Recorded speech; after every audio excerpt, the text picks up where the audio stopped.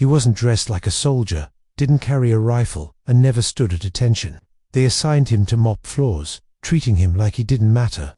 For 6 long years, he moved silently through the base, while younger guards laughed behind his back, calling him the janitor, just another fixture in the background. Then one day, everything changed. An SAS Major stepped onto the base, and without a word, one of the guards broke formation, walked straight across the drill yard, knelt down, and placed a rifle in the man's hands. The entire base froze. In that single moment, everyone understood they had misjudged him completely. Before we show you what happened next, drop a comment with where you're watching from and hit subscribe, because what follows will make you see the quiet ones in a whole new light. The sound of water sloshing against the sides of a metal bucket echoed through the empty corridors of Wellington Barracks at 5:30 in the morning.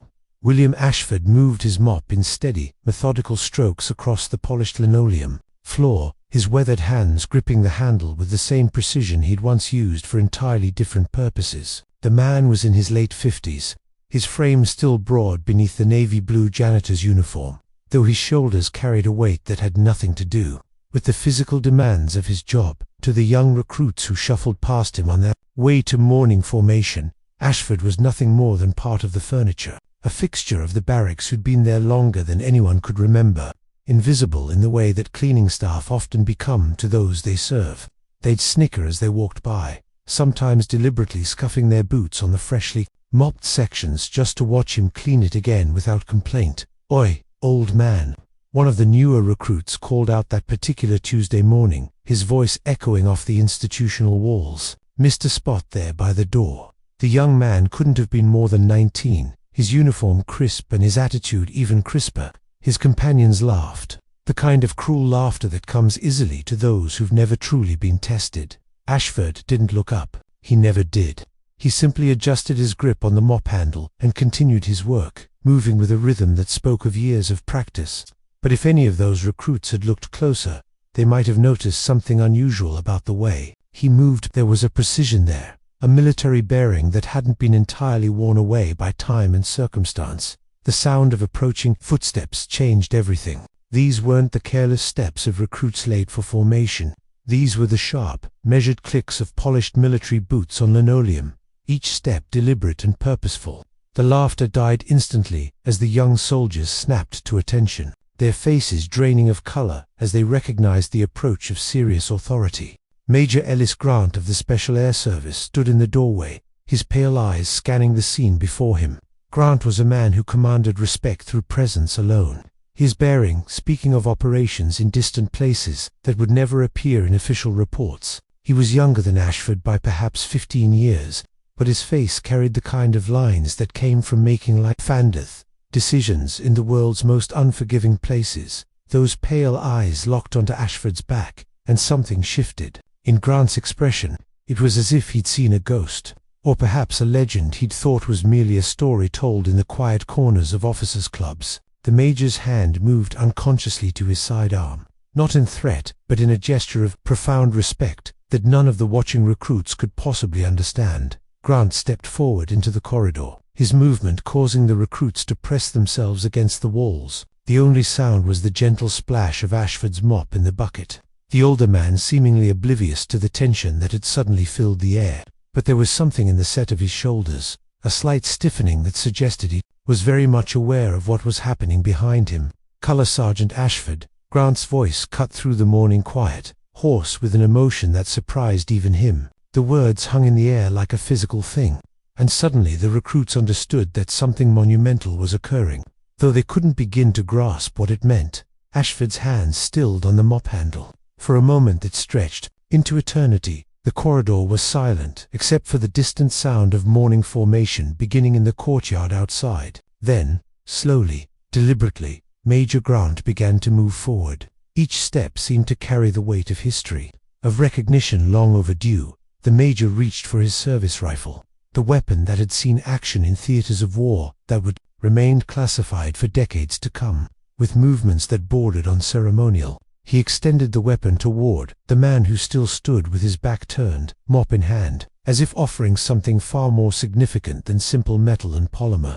"I believe this is yours," Grant said, his voice carrying across the corridor with a reverence that made the young recruits shift uncomfortably. They didn't understand what they were witnessing, but they could feel the weight of it, the way that very air seemed to thicken with unspoken history. Ashford's scarred hands that bore the marks of a lifetime of service that went far beyond pushing a mop, trembled slightly as they gripped the wooden handle. The silence stretched between the two men, filled with memories and recognition that the Prussian soldiers couldn't begin to comprehend. What none of those young faces knew was that just 3 days earlier, Major Grant had been conducting routine security reviews in the base archives. It was mundane work, the kind of administrative duty that even elite soldiers sometimes found themselves assigned to. He'd been flipping through personnel files, cross-referencing security clearances and service records, when a photograph had stopped him cold. The image was decades old, the color faded to the sepia tones that marked it as being from another era.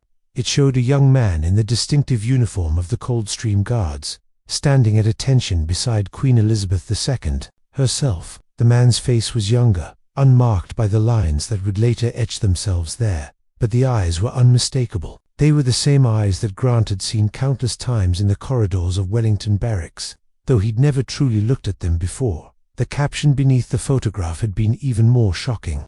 Color Sergeant W. Ashford, Victoria Cross Recommendation, Falklands Campaign, 1982, the Victoria Cross, the highest military decoration for valor that could be awarded to British and Commonwealth forces. Grant had read the citation 3 times before the full impact hit him. He'd spent the next 2 days tracking down information that seemed to exist more in whispers than in official records.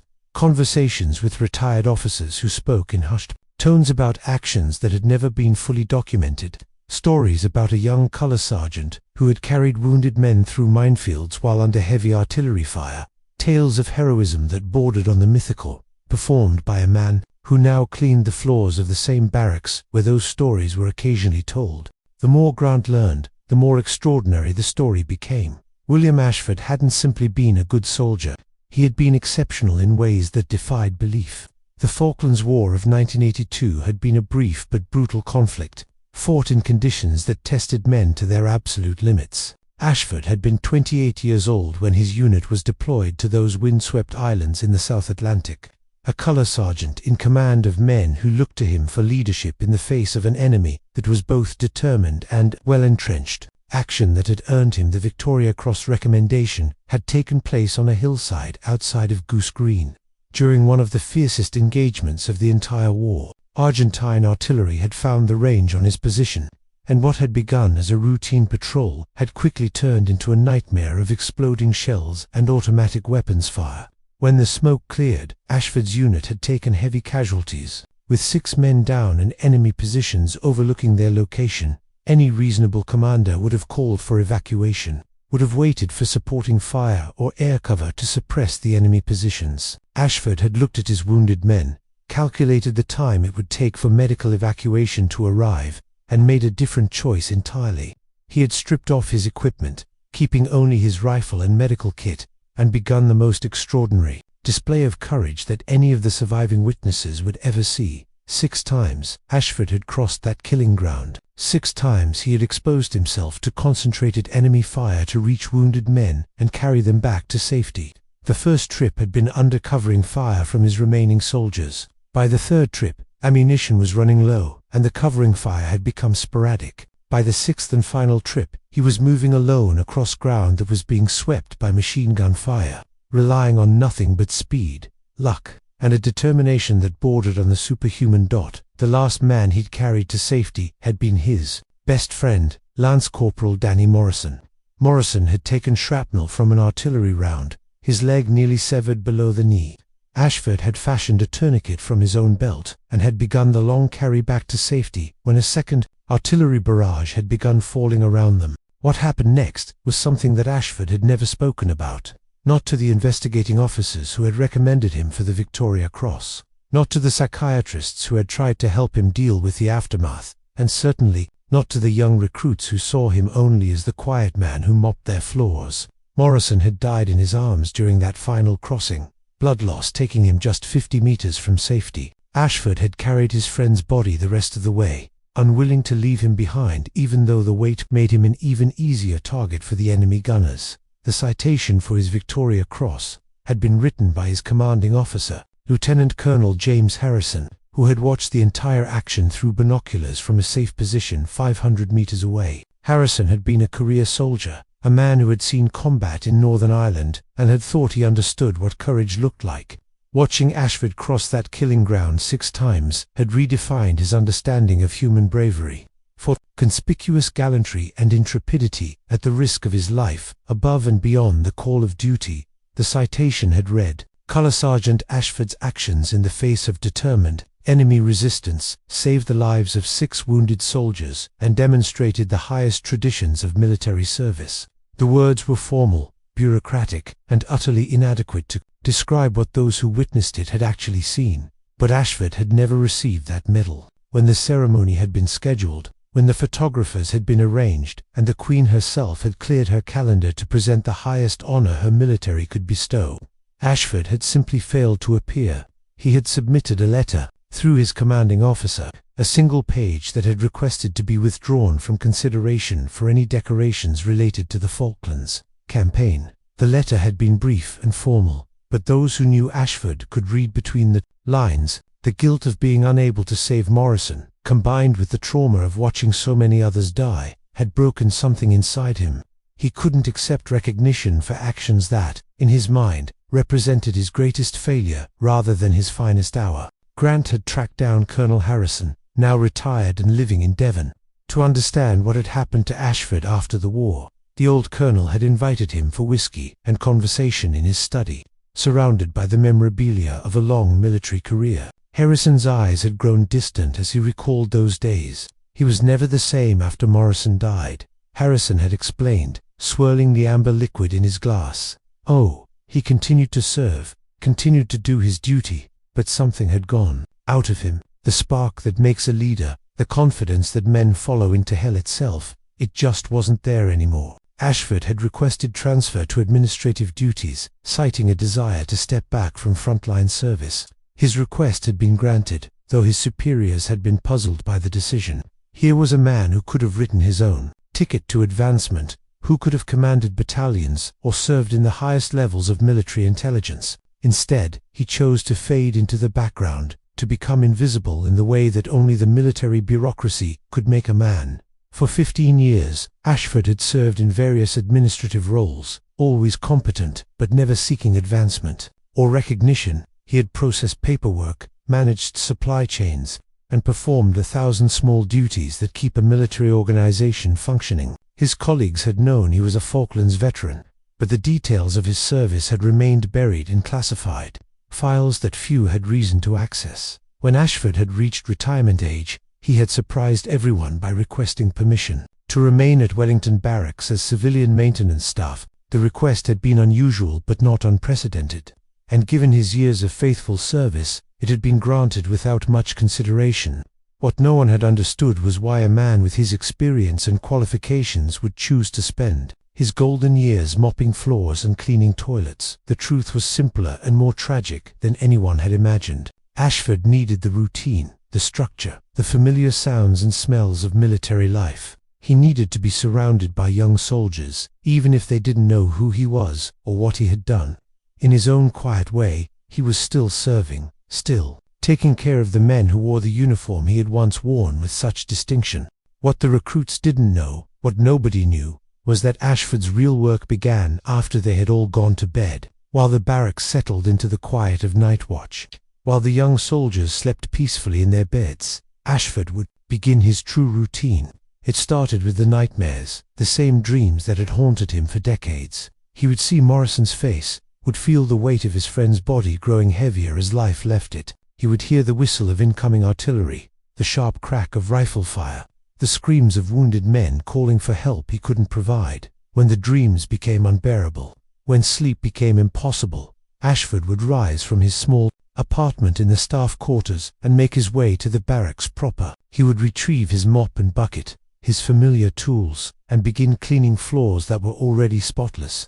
The repetitive motion, the simple task of making something clean, provided a kind of meditation that prescription medications had never been able to achieve. Sometimes, in those quiet hours before dawn, he would find himself standing before the memorial wall that honored the regiment's fallen. His fingers would trace names carved into black marble, including the name of Lance Corporal Daniel Morrison, added posthumously to commemorate a young man who had died in service to his country.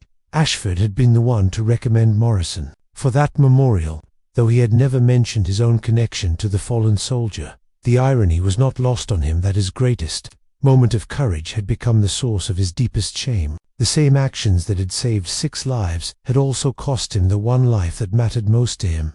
In his mind, he had failed in the only way that truly counted, and no amount of recognition or decoration could change that fundamental fact. Grant had learned about these midnight vigils from the security guards who worked the night shift.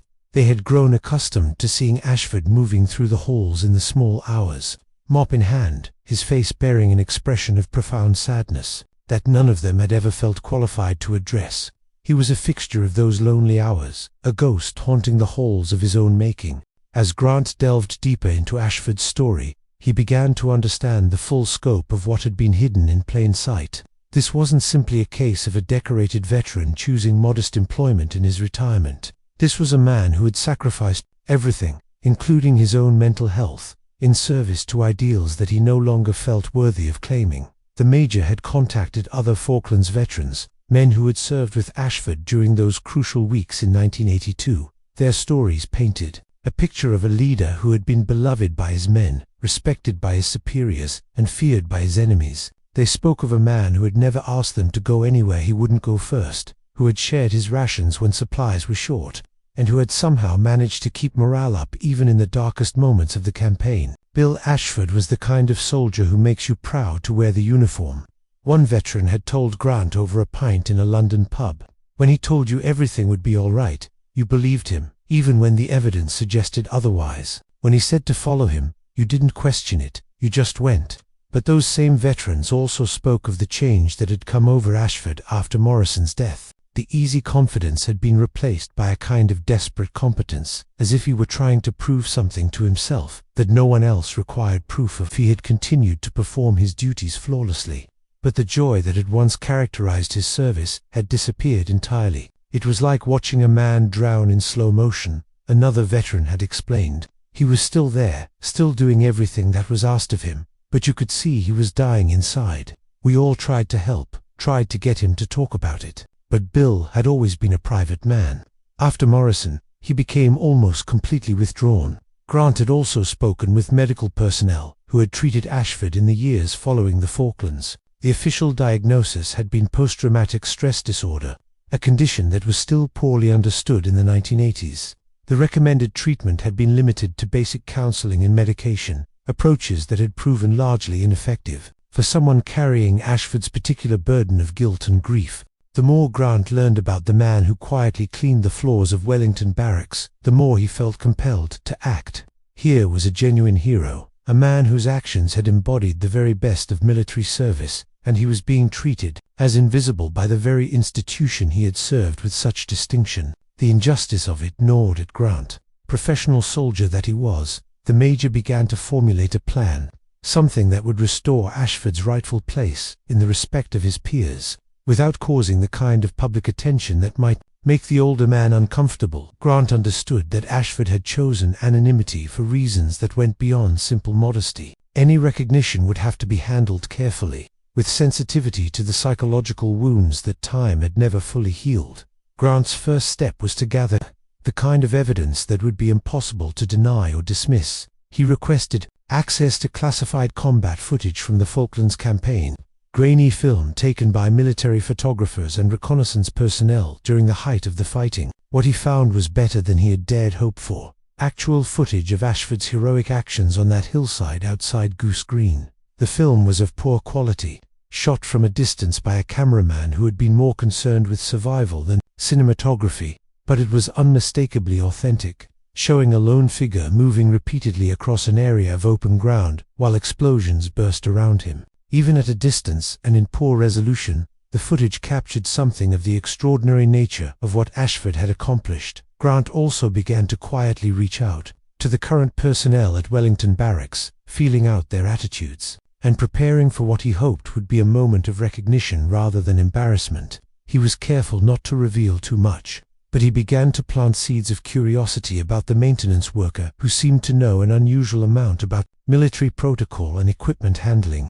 That Tuesday morning, when Grant had entered the corridor and seen Ashford at his familiar task, all of his preparation had led to this single moment. The recruits who had been mocking the old man suddenly found themselves face to face with a reality they couldn't have imagined. The man they had dismissed as part of the furniture was about to be revealed as one of the most decorated soldiers of his generation.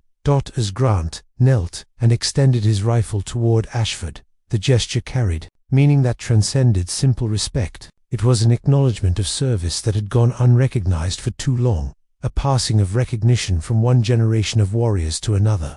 The weapon itself was symbolic, representing not just the tools of their trade, but the honor that came with carrying them in service to something greater than oneself. Ashford's hands, those scarred and weathered hands that had carried wounded men to safety and held a dying friend in a distant war zone, trembled as they released the mop handle. When he turned to face Grant and the assembled recruits, there were tears in his eyes, but they were not tears of shame or embarrassment. They were the tears of a man who had finally been seen, truly seen, for who he really was rather than what circumstances had made him appear to be. The recruits stood in stunned silence, beginning to understand that they had witnessed something profound. The man they had mocked and dismissed had been revealed as a figure of genuine heroism, someone whose actions had embodied the very ideals they were training to uphold. In that moment, their perception of service, of honor, and of the true meaning of military bearing was fundamentally changed. Major Grant's simple gesture of respect had accomplished what years of therapy and medical treatment had not.